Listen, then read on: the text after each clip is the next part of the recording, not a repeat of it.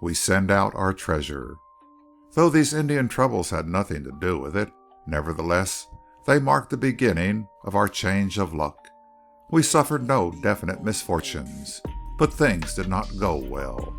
The slight malarial attack of Don Gaspar was the first of an annoying series. I suppose we all had been inoculated on the marshes of the Sacramento, and the disease had remained latent in our system. The hard work in the open air had kept us healthy, but the fever only awaited the favorable moment of depression or of overwork. The combination of ice-cold water around our legs and burning sun on our heads was not the best in the world. Fortunately, Yank, who came from an ague country, had foresight enough to bring a supply of quinine. For 2 months, one or the other of us was ailing, and once for a few days, 5 of us were down. Then, too, I think, the zest of the game was palling on us a little, strange as it may seem. We could dig gold from the soil almost at will. It would seem that this single fact would keep normally acquisitive men keyed to a high pitch of endeavor all the time. But it was not so. I suppose we needed a vacation.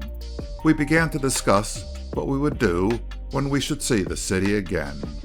No one for a moment dreamed that we should quit these rich diggings.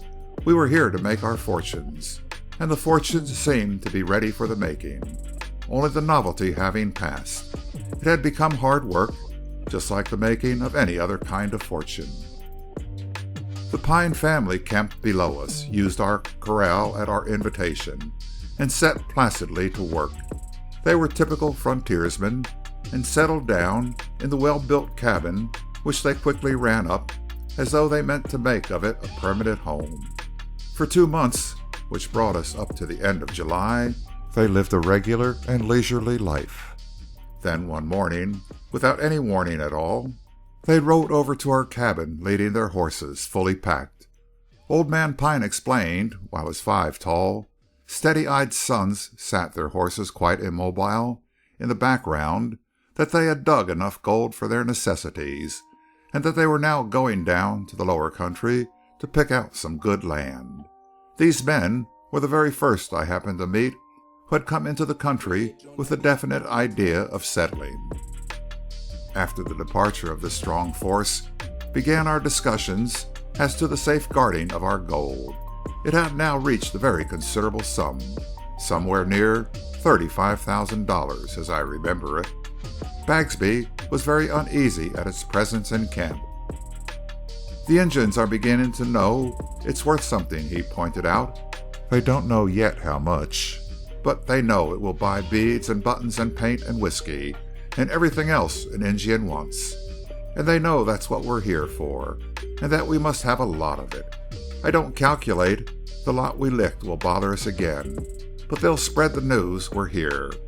And there's lots of bandits and scoundrels glad to take a chance at us. And while we come out all right before, they'll get us in the long run if we keep at it. I'd like to get rid of the stuff. Don Gaspar agreed with him, as did also Yank, Buckberry, and Missouri Jones. McNally, Johnny, and I inclined to the belief that we would do better to keep our wealth by us until we finally left the diggings, maintaining always a proper guard. We could not quite see how the sending out of the gold would much reduce the likelihood of attack, but the others seemed to think the gold would then be safe anyhow, and that the news of its delivery at Sutter's Fort would soon spread abroad. About this time, the discussion took a more practical turn from the fact that our provisions had run so low that we had put ourselves on half rations. As we did not believe it desirable nor healthy to drop down to an exclusively game diet, it would soon become necessary to go for more flour and coffee. Buck Barry now brought up again strongly the advisability of sending our treasure out to a safe place. His argument was given point by the arrival in camp one evening of 3 evil-looking Mexicans, shabbily clothed but well armed, and mounted on beautiful horses. We fed them well, but saw to the caps of our revolvers and the security of our corral before turning in for the night. In the morning they departed before we were stirring, without so much as a word of thanks.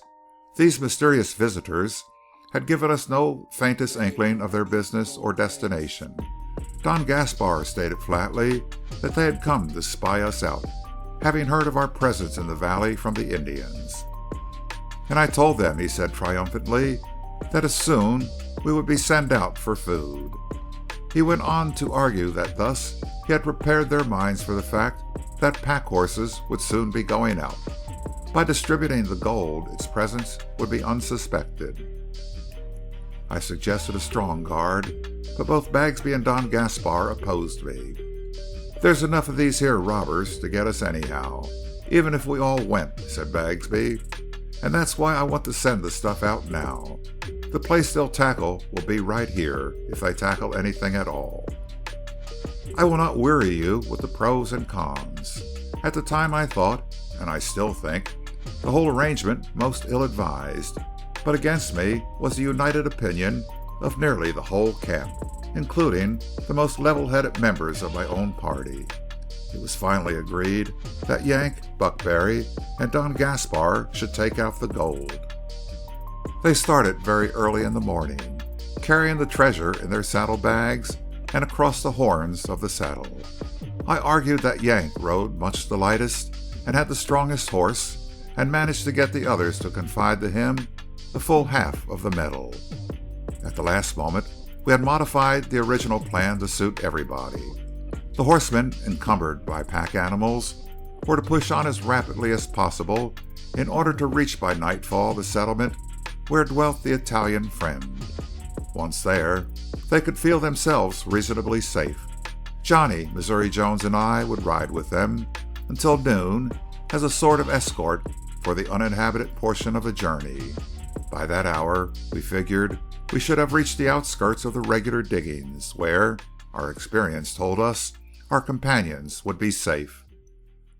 Accordingly, we pushed our mounts hard. Unhampered by pack animals and aided by the knowledge of the route, we made great progress. By noon, we had passed the meadow of our night's camp. After a hasty lunch, we accompanied our men a few miles farther, then said farewell and Godspeed, and hurried back in order to reach home before sunset.